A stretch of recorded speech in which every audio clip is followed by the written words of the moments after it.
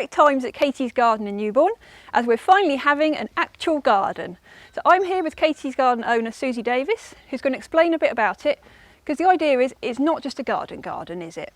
No, certainly not. It's going to be an evolving showcase for our plants. We don't really have the space to have, a walled garden or a big acreage where we can allow large shrubs and so on to develop. What we're interested in is seeing how the plants perform in the next stage of their journey once they get out of the pot. It's always a bit of a problem for us on the nursery that we often say goodbye to plants before they've had a chance to show off their full potential. And there's certainly particular groups of plants where it's really effective for us to allow them to develop more fully and compare different varieties with each other.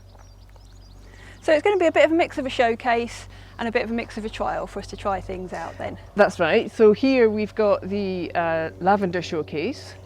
We've got about 10 varieties in there. I think even more than that. All the English lavenders these are. We haven't started on the French yet.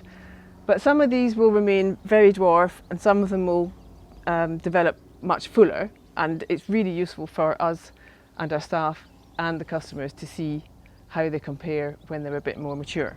And getting to see all the different colour flowers, of course, as well. Yes.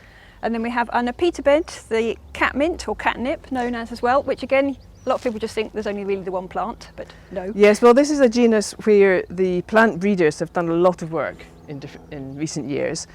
And some of the old Nepeta varieties were really quite untidy, really only suitable for bigger borders.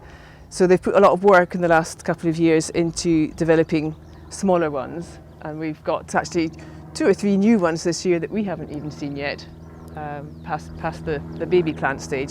So that's going to be quite useful, really. And salvia is a real favourite of ours, so I think we could possibly even have 2 different beds showing off the different types of them. We've also got our practical ones, haven't we? We've got our Chelsea chop and our Hampton hack. Yes, so you're probably all familiar with Catherine's excellent how-to and handy tips videos, and this will give her more opportunity to show you things.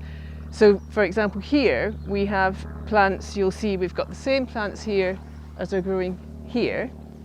Later on in the year, once they've developed a bit, half of them are going to get cut back, and then we can compare them with the ones which have not been cut back.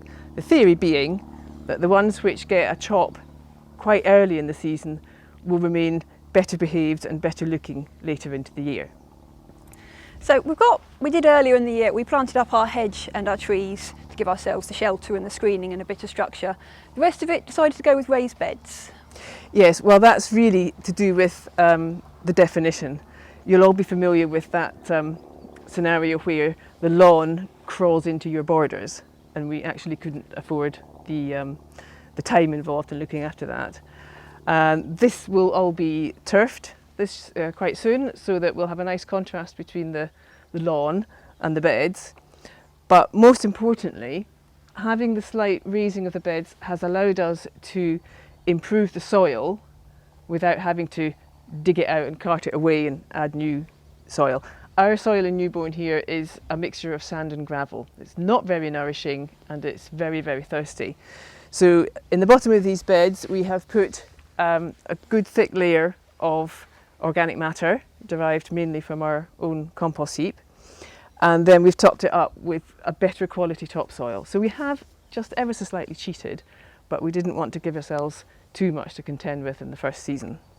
And of course saving everyone's backs from a lot of bending over. Yes, as well, well, there is nice. that, yes. Because we have got, at the end, we have our shallower beds here where we haven't added very much, and that is to try and showcase some of the plants that can cope with the soil that we have in the area, isn't it? Yeah, so there's a few things in this bed which will not get as luxurious treatment as the ones in the raised beds, which obviously we are planning to pamper a bit. So there's some more in that bed which will be cut to see how they fare later in the year.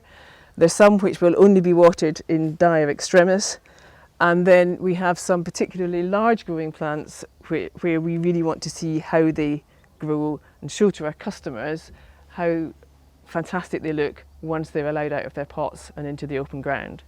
Because that's certainly been a long-held ambition, hasn't it? That the summer plants just don't look good in a pot. So Yeah, give them the chance. It's been very frustrating because we do have a lot of people who ask for help with making their garden look good later in the season. But it's actually quite difficult to convince them when the plants are not looking good on the nursery. So we hope we'll be able to use this to persuade people to buy some of these late flowering favourites. So another job to do, obviously you can see there's still a fair bit of planting to be done. We're going to do our wildflower trial as well, aren't we? That's right, we've got a couple of beds over here, still empty. They're not strictly speaking wildflowers, but it's more a seed sowing exercise. When I was on holiday last year in the north of Scotland, I came across a little nursery farm shop where they had planted, using a seed mix, a beautiful companion bed to attract insects and butterflies alongside their vegetable beds. And it was such a lovely, lovely thing to see. And I got chatting with the head gardener there and they told me which seed mix they had used. So we're going to copy that one here. And we're also going to use another one from the same company, which is called Summer Pickings and is supposed to be annual flowers which you can grow en masse, just broadcast seed, and then be able to pick little posies throughout the summer.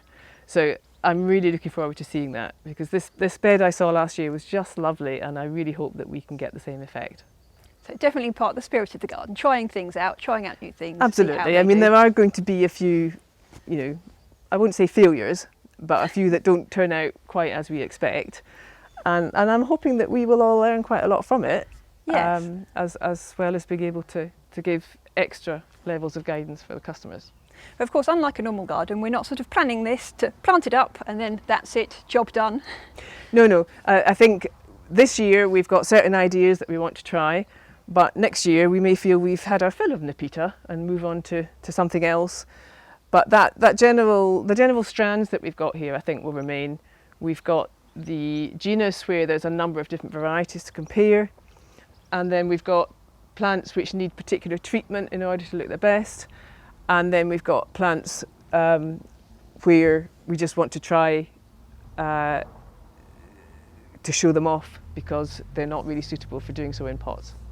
And one in particular, the centerpiece bed, which we have, which is intended to be pretty, is really the idea of it, isn't it? Yes, this is intended to be pretty and it will be a regular feature of the garden, probably changed 2 or 3 times a year. It's really nice to have it this year in particular because of course we haven't got a show garden at the Suffolk Show. So we've got a kind of spring oranges and lemons theme going at the moment. This was selected by Catherine and designed by Jill. It's a joint effort. And then in a few months' time we're going to have a local professional garden designer put in a completely different type of bed. That's a bed which was originally designed for Gardeners World Live, but of course the show has been postponed. So we're going to recreate it here so that you get to see it anyway, without having to go to Birmingham. So, works out quite well then. Yeah. So I said, a bit more planting to be done, get our turf down, and then we hope to welcome everyone in and see how it all goes. That's right, and let's just hope we can get all the turf settled in before it gets too dry. Yes.